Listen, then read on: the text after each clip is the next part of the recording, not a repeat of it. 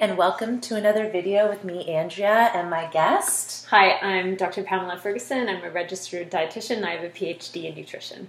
So I think this is really awesome today because we've got an expert in-house. I sometimes talk like an expert, but I'm not one, and I always try to remind people of that. But, you know... Well, you're an expert in your experience. In my one experience, you know.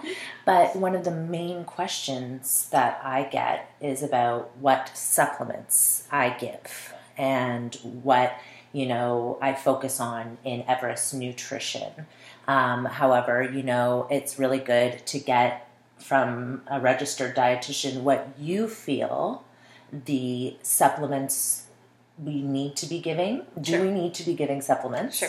Which ones, you know, does it matter, like, you know, what kind, if it's methyl or, right. you know, and answer some of those questions that we have. Absolutely. So let me start out by saying I actually believe the only essential supplement that we need to be giving our kids who are on a completely plant-based, completely vegan diet is B12. Okay. I actually believe that's the same for adults as well. We should all be taking our B12, and your baby will receive some B12 through your breast milk in the first 6 months of life if you are breastfeeding.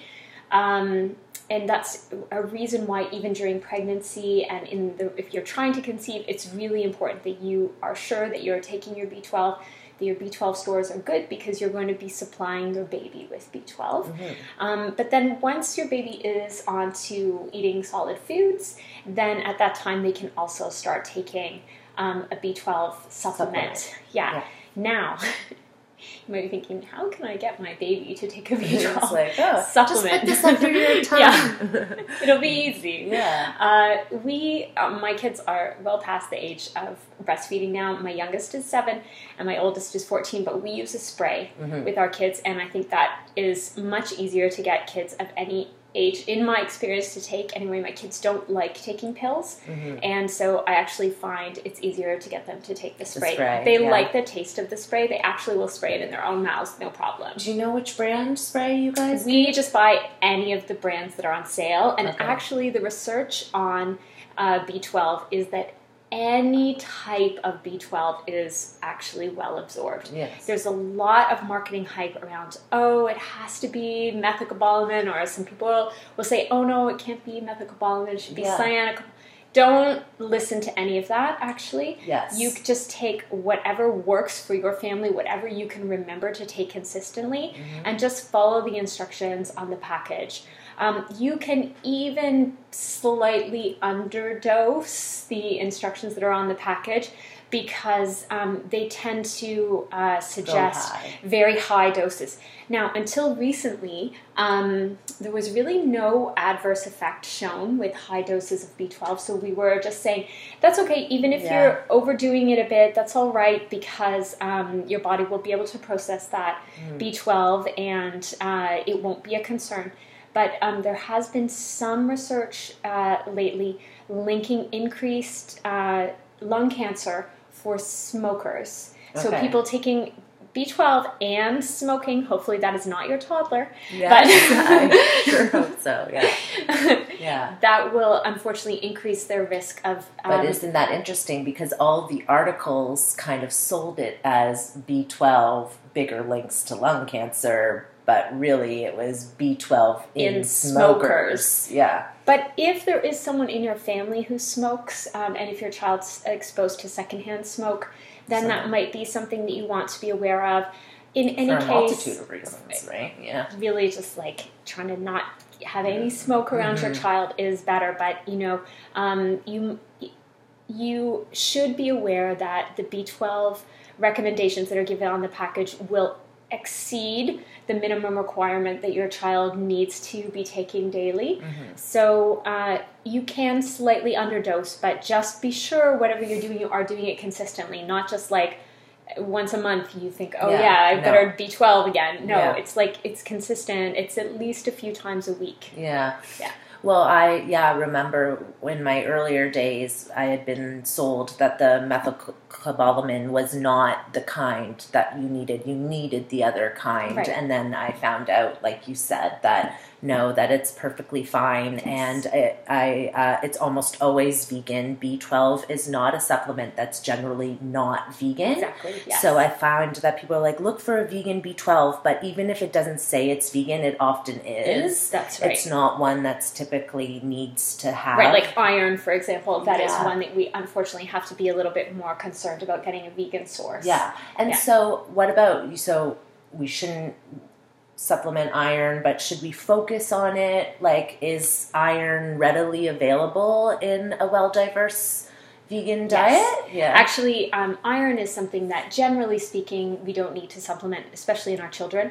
As women of childbearing age, we are at a bit higher risk of iron deficiency ourselves. Vegans and vegetarians are only actually at slightly higher risk than the general population of developing an iron deficiency. But within, if you're a mom listening to this, because we have monthly losses of blood, we are more likely to develop iron deficiency anemia. That tends to be even more often in female athletes, especially endurance athletes. Okay, so if you're active, something to pay attention to. So, but I wouldn't say just start supplementing. Go and get your blood levels tested. You could do that once a year and just keep an eye on it.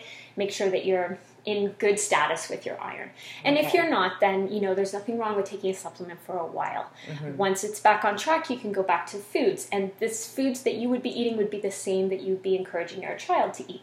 So lots of leafy greens, lots of beans are great sources of iron on a vegan diet. And of course, remembering that whenever we are getting something that's iron rich, if we can put it together with something that's rich in vitamin C, we're going to enhance the absorption of that iron. Yeah, which is why leafy greens are so great, because they're rich in vitamin C as well. As well, right. That's why I really love. And leafy greens, like, you always think, lettuces, like spinach and kale, but I consider broccoli a leafy green. It is a really nutrient-dense food. Absolutely. And kids often will love broccoli. I know my kids do love broccoli. Not every kid loves broccoli. If that's not your kid, don't be sad. But there are other ones. Yeah, there are lots. Now, a lot of people tend to think black beans or kidney beans when they think of iron, but actually chickpeas are also really rich in iron, actually across hummus the board. Is a great Exactly. food, So I was just going to say hummus, because lots of kids will love hummus.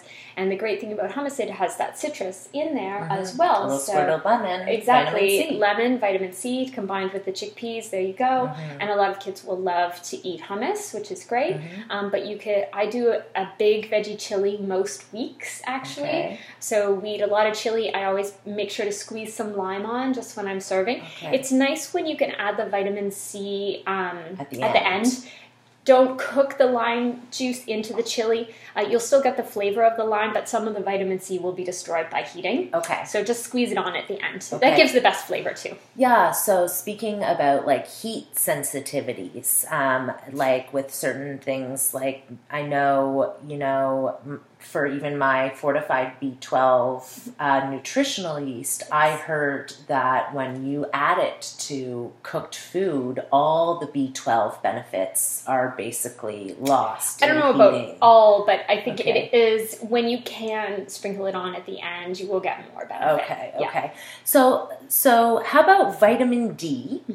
And what about DHA and the conversion? Like, I see a lot of, on the parenting groups, people are saying, oh, just give flaxseed, give hemp seed.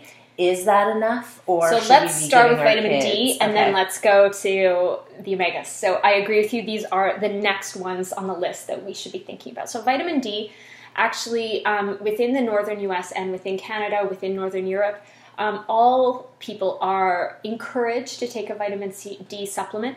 We often, I think around 40% of Canadians in the winter are vitamin D deficient. That's not just, vegetarians and vegans. That's everyone. Everyone. Yeah. And a lot of this information is for everyone. Absolutely. It's not like, oh, your kids aren't getting enough, so we need these things. It's like, really, these are things that all parents can benefit from. Yeah. And this is absolutely in no way to say that a vegan diet is in some way deficient in these things, or that it's not a good diet and therefore you need to supplement.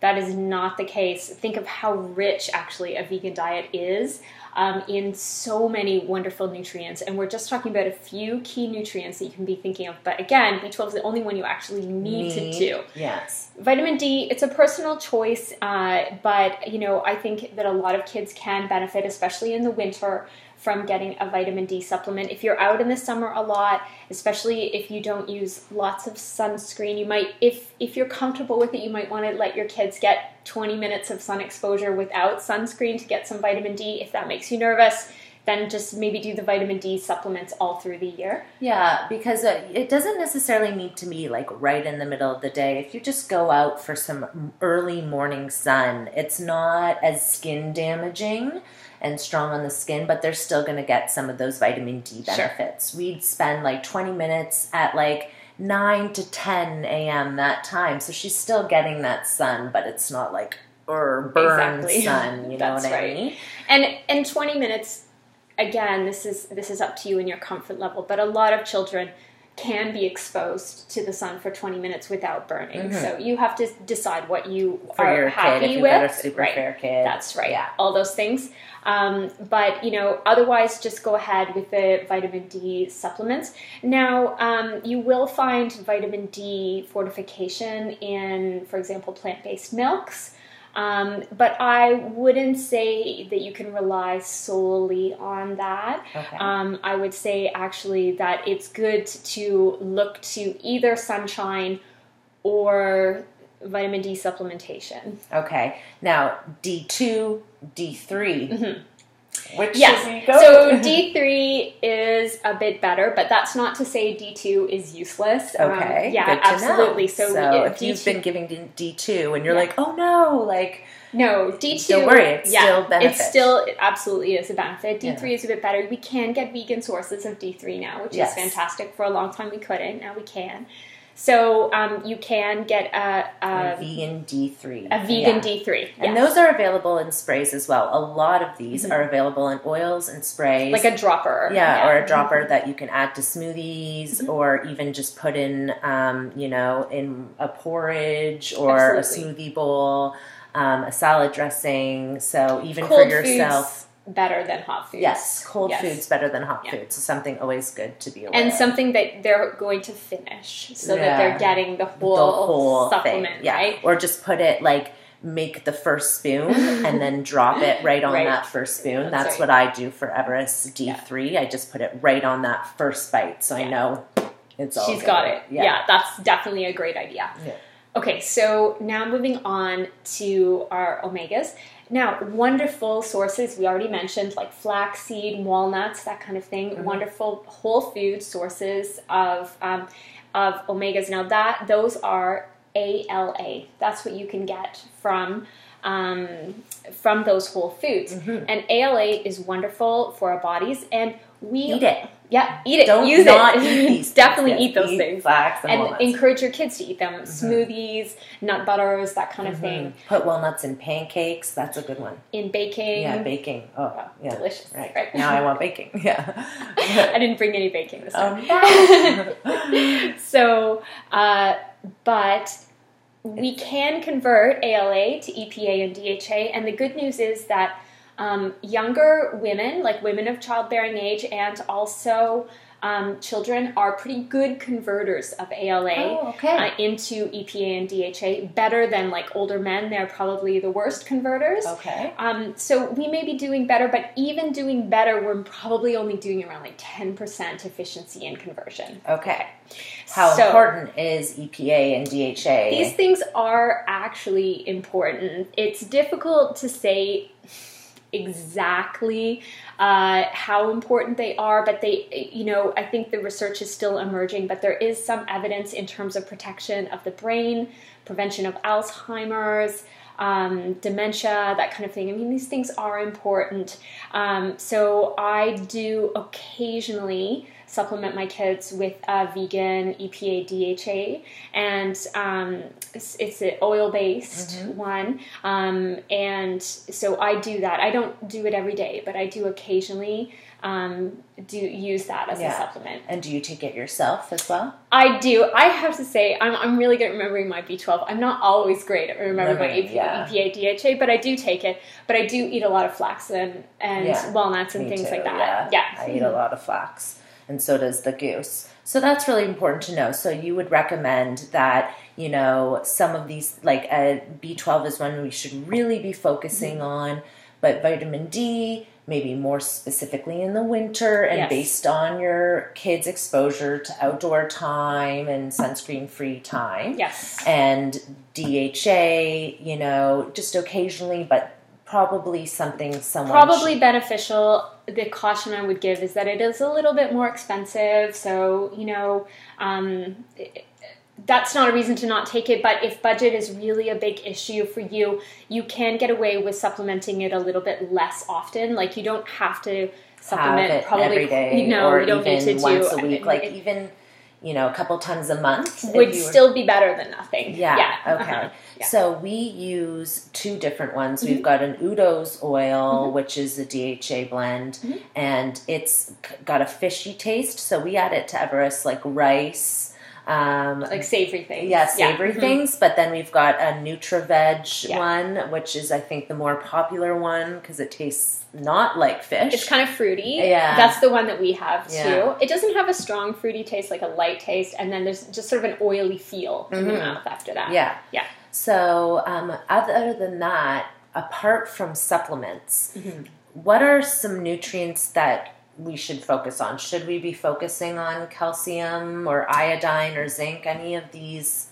If you avoid using any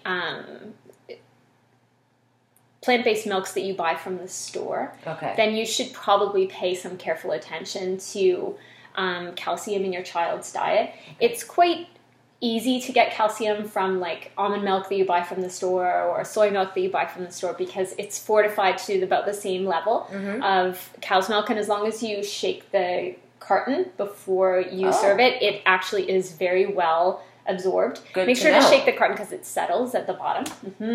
Were you shaking your carton? I don't shake my carton. We always shake our carton. Oh my God, shake my carton. Yeah. Okay.